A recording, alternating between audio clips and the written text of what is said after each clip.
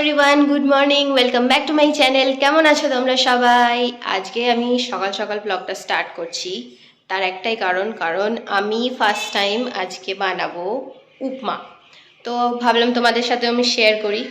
তো চলো তোমরা আমার ব্লগটা দেখতে থাকো। तो चलिए शुरू करते हैं। তো আমি চলে এসেছি নিচে আর বসে পড়েছি আলু কাটতে। হ্যাঁ, জানি জানি জানি জানি তোমরা সবাই হয়তো ভাববে যে উপমাতে আবার কে আলু দেয়। দেয় দেয়, আমার মতন পাক্কা রাঁধুনি হতে হবে, তাহলেই সে কিন্তু সব কিছুতে আলু দেয়। শুধুমাত্র উপমাতে না, পাস্তাতে, চাউমিনে সব কিছুতে আলু দিতে হবে, কারণ আলু হচ্ছে বাঙালির জাতীয় সবজি। আর আলু আমারও খুব প্রিয়, তাই আমি আলু খেয়ে দিন দিন আলুর মতো হয়ে যাচ্ছি। আমাকে কেউ আলুর মতন বলবে না, আমিই বললাম। তারপরে নিয়ে নিয়েছিলাম কিছু বরবটি, সেগুলোকে কেটে নিতে হবে। আর তোমাদের বাড়িতে যা সবজি আছে, আলু, পটল, বেগুন, মূলো যা আছে সব তোমরা কেটে ফেলবে। ঠিক আছে, আমাদের বাড়িতে আর কিছু ছিল না, কারণ আমি আগের দিন সব খেয়ে ফেলেছি। আর গাজরও কিন্তু দেবে, সেটাও আমাদের বাড়িতে ছিল না, আমি সেটাকেও খেয়ে ফেলেছি। তারপরে একটা লঙ্কা নিয়ে এইভাবে কেটে ফেলবে আমার মতন। আর যদি তোমরা এইভাবে না কাটো, তাহলে যদি খারাপ হয় রান্না, তাতে কিন্তু আমার কোনো দোষ নেই। তারপর আমি চলে এসেছিলাম রান্নাঘরে, আমি আমার হাতের জাদু দেখানোর জন্য।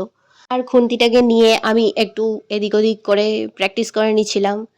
তারপরে আমি অনেক কষ্টে জ্বালিয়ে ফেলেছিলাম গ্যাসটাকে, কারণ কারণ আমি হচ্ছি পাকা রাঁধুনি, তাই আমি একটু ভয়ও পাই। সেটা কোনো ব্যাপার না। তো প্রথমে তোমাদেরকে দেখে নিতে হবে কড়াইটা গরম হয়ে গেছে কিনা, তারপরে হাত দিয়ে এইভাবে একটু চেকও করে নিতে হবে। যদি গরম হয়ে যায়, তারপরে তোমাদেরকে দিয়ে দিতে হবে সাদা তেল।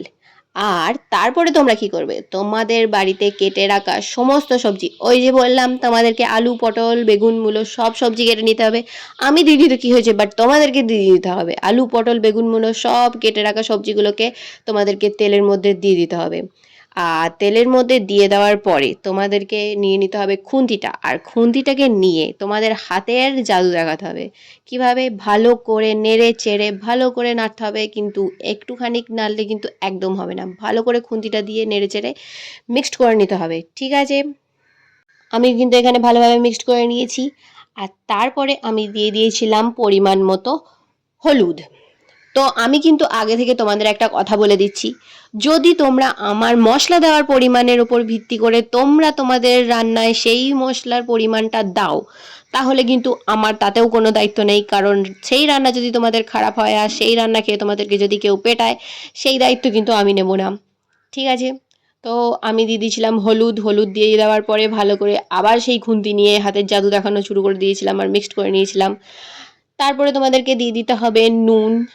ঠিক আছে, যেটা আমি আমার মাকে দেখিয়ে দিচ্ছিলাম যে এতটা পরিমাণে নুন দেবো কি না। আর এদিকে ভিডিওটা কিন্তু আমার মা করে দিচ্ছিল।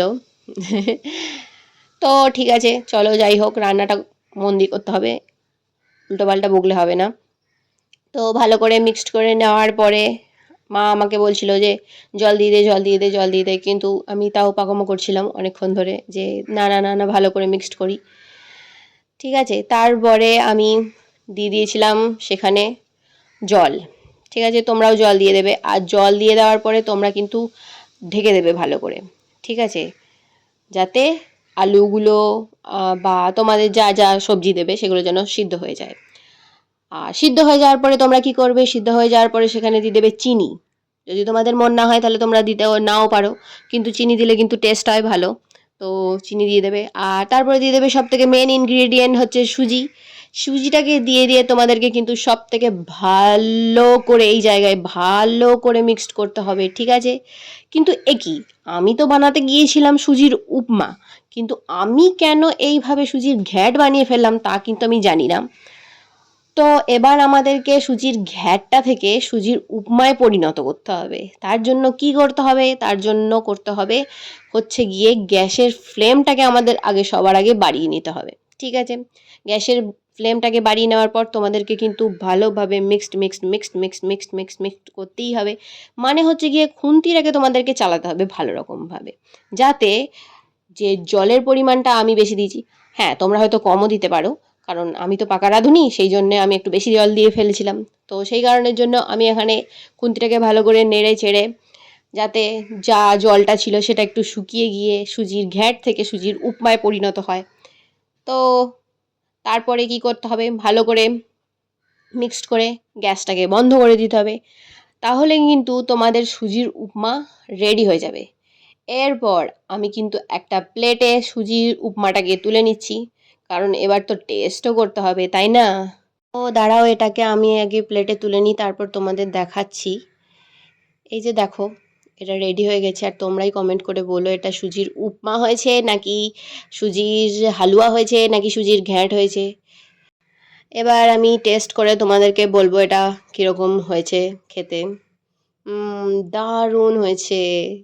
কি তোমাদের এটা দেখে তাই মনে হচ্ছে? তো আমার ফেশিয়াল এক্সপ্রেশন দেখে তোমাদের যদি এটা মনে হয়ে থাকে যে এই খাবারটা দারুণ হয়েছে, তাহলে সেটা একদমই ভুল। কারণ আমি তোমাদেরকে ভিডিও করে দেখানোর চক্করে আমি এটাতে এতটাই পরিমাণ হলুদ দিয়ে দিয়েছিলাম যে আমি খেতেই পাচ্ছিলাম না। কিন্তু কি করব, পাকামো মেরে যখন করেছি তখন খেতেই হবে। আর যদি আমি না খাই তাহলে আমার মা আমাকে জোর করে এই জিনিসটাকে খাইয়ে দেবে। কিন্তু কিছু করার নেই, চলো আমি খেয়ে নিই, তারপরে তোমাদের সাথে কথা বলছি। আমার ব্রেকফাস্ট কমপ্লিট হয়ে গেছে আর এখন আমি ইউজ করব face pack, homemade face pack. এটাতে আমি ইউজ করেছি বেসন, চালের গুঁড়ো আর হচ্ছে কাঁচা দুধ। বেসন, চালের গুঁড়ো আর কাঁচা দুধ। তো এটাকে আমি এখন ভালো করে অ্যাপ্লাই করে নেব পুরো ফেসটায়।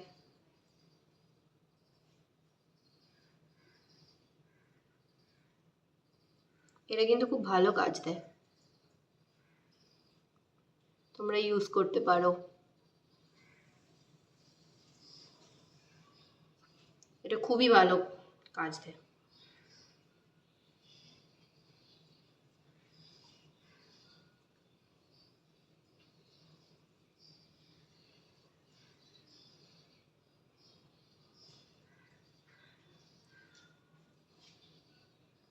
তো আমি ইউজ করে নিই পুরো ফেসে, তারপর তোমাদের দেখাচ্ছি।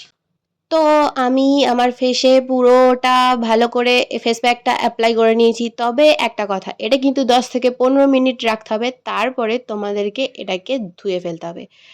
তার কারণটা আমি তোমাদেরকে বলছি। কারণ যদি তোমরা 10 থেকে 15 মিনিটের বেশি রাখো আর তারপরে যদি তোমাদের স্কিনটা থেকে আলোর ছটা দেয়, আর সেই আলোর ছটায় যদি তোমাদের সামনের ব্যক্তিটা সহ্য করতে না পেরে অজ্ঞান হয়ে যায়, তাহলে কিন্তু আমার কোনো দোষ নেই, তোমরা কিন্তু আমায় কিছু বলতে পারবে না।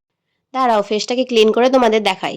তো দেখো, আমি ফেসটাকে ক্লিন করে চলে এসেছি আর আমি এদিকে তোমাদেরকে দেখানোর চেষ্টা করছি যে আমার ফেসটা কতটা গ্লো করছে, কিন্তু মোটেও করছে না, মোটেও ভালো লাগছে না। পালাই বাবা, স্নান করে আসি, দিয়ে কথা বলবো।